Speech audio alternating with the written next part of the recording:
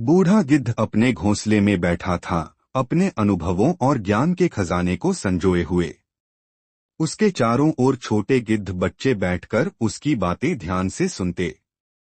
उनमें से एक था, एक नटखट और जिज्ञासु लड़का जिसका नाम था कार्तिक। एक दिन कार्तिक ने बूढ़े गिद्ध से पूछा, दादाजी, आप हमेशा कहते हैं कि ज्ञान की बातें सुननी चाहिए, पर ऐसा क्यों? इससे क्या फर्क पड़ता है? बूढ़ा गिद्ध हल्की सी मुस्कान के साथ बोला, बेटा, जीवन का हर पड़ाव हमें कुछ न कुछ सिखाता है। अगर तुम छोटी उम्र में ज्ञान की बातें समझोगे तो बड़े होकर कभी भी दुख और पछतावा नहीं सहोगे। कार्तिक ने आश्चर्य से पूछा, कैसे दादाजी? बूढ़ा गिद्ध ने अपने पंख फैलाते हुए कहा, अगर तुम अभी से सही और गलत का अंतर समझने लगोगे, जीवन में सही फैसले लोगे और मुसीबतों से बच जाओगे। बूढ़े होकर तुम सिर्फ अपने अनुभवों पर गर्व करोगे, न कि पछतावे का बोझ ढोगे। कार्तिक ने गहरी सांस ली और समझने लगा कि दादाजी की बातें सच में बहुत महत्वपूर्ण थीं।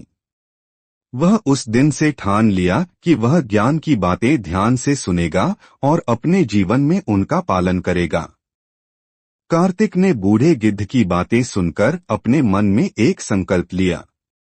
अगले दिन से उसने अपने जीवन में हर छोटी बड़ी बात को समझने और सीखने की कोशिश शुरू कर दी। जब दूसरे छोटे गिद्ध खेलने में व्यस्त होते, कार्तिक बूढ़े गिद्ध से नई नई कहानियां और जीवन के सबक सुनता। उसकी समझदारी और धैर्य को देखकर बूढ़ा गिद्ध बहुत खुश होता। एक दिन जंगल में तेज तूफान आया।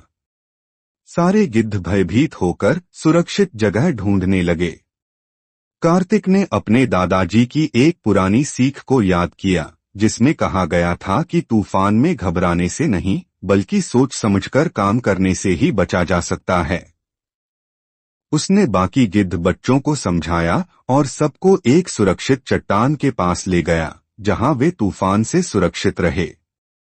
तूफान के शांत होने के बाद सभी गिद्धों ने कार्तिक की प्रशंसा की।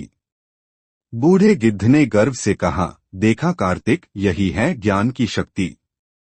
जो आज तुमने सीखा और समझा, उसी ने तुम्हें मुश्किल समय में सही रास्ता दिखाया।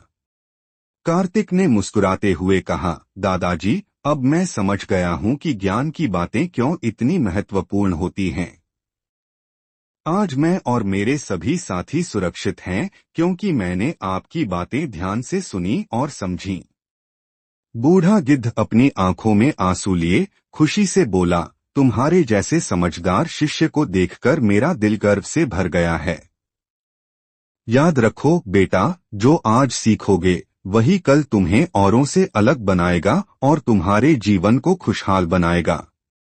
उस दिन से कार्तिक न केवल अपने लिए बल्कि बाकी गिद्धों के लिए भी एक मार्गदर्शक बन गया। उसके अनुभवों और ज्ञान ने उसे जंगल के सभी जीवों के बीच एक प्रिय और सम्मानित स्थान दिलाया। कार्तिक ने बूढ़े गिद्ध की बातें सुनकर अपने मन में एक संकल्प लिया। अगले दिन से उसने अपने जीवन में हर छोटी बड़ी बात को समझने और सीखने की कोशिश शुरू कर दी। जब दूसरे छोटे गिद्ध खेलने में व्यस्त होते, कार्तिक बूढ़े गिद्ध से नई नई कहानियां और जीवन के सबक सुनता। उसकी समझदारी और धैर्य को देखकर बूढ़ा गिद्ध बहुत खुश होता।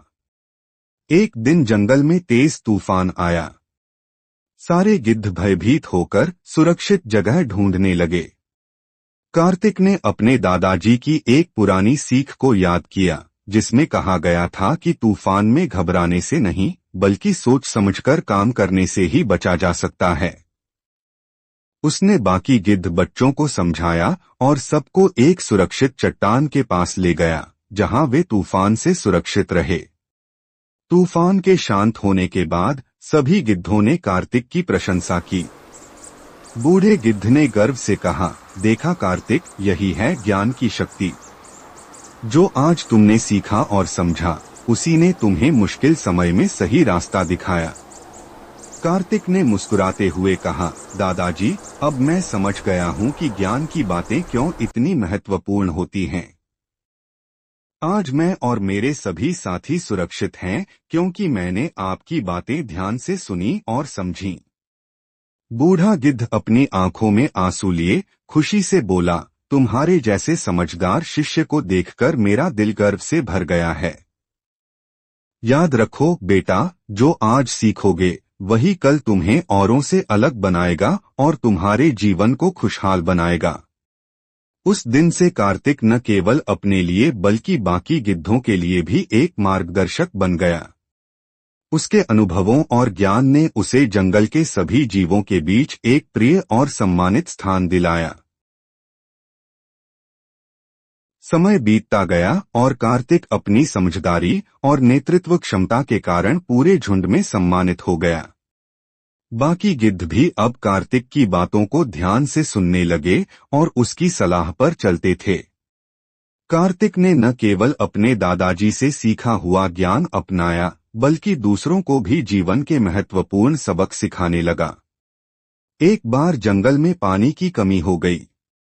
तालाब और नदियां सूखने लगीं और सभी पक्षियों के लिए यह संकट का समय था।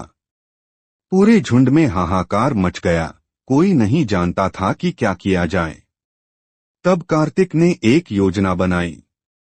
उसने अपने झुंड को बताया कि पहाड़ के दूसरी ओर एक पुरानी झील है जहां पानी मिल सकता है। हालांकि रास्ता कठिन था और उसमें खतरे भी थे। कुछ गिद्धों ने शंका जताई, कार्तिक, वह रास्ता बहुत मुश्किल है, हम सभी उस ओर जाने की हिम्मत नहीं कर सकते। कार्तिक ने शांत मन से कहा, मैं जानता हूं कि यह आसान नहीं है, लेकिन यदि हम डर के कारण रुके रहे तो हमारे पास कोई विकल्प नहीं बचेगा। हमें एक साथ साहस दिखाना होगा। बूढ़ा गिद्ध, जो अब कार्तिक की योजनाओं पर पूरा विश्वास करता था, बोला, हम कार्तिक के साथ चलेंगे। यह संकट का समय है और हमें भरोसा करना होगा कि उसकी बात सही है। सारा झुंड कार्तिक की अगुवाई में उस कठिन रास्ते पर चल पड़ा। रास्ते में कई चुनौतियां आईं, तेज हवाएं, खतरनाक पहाड़ियां और थकावट। लेकिन कार्तिक का साहस और उसकी बातों ने सभी को प्रेरित किया। आखिरकार वे झील तक पहुंच गए और वहां ताजा पानी पाकर सबकी जान में जान आई। झुंड ने खुशी से पानी पिया और अपने बच्चे सुरक्षित देख सभी की आंखों में राहत और खुशी के आंसू थे। बूढ़े गिद्ध ने कार्तिक की ओर देखा और गर्व से कहा, आज तुमने साबित कर दिया कि ज्ञान और नेतृत्व के साथ कठिन से कठिन परिस्थितियों का सामना किया जा सकता है। तुमने मेरी सीखों को अपनाकर और अपने विवेक से काम लेकर सभी की जान बचाई। कार्तिक ने विनम्रता से जवाब दिया, दादाजी, यह सब आपके दिए गए ज्ञान और आपकी शिक्षाओं का ही फल है। आपने मुझे सिखाया कि समझदारी और साहस से हम किसी भी चुनौती को पार कर सकते हैं।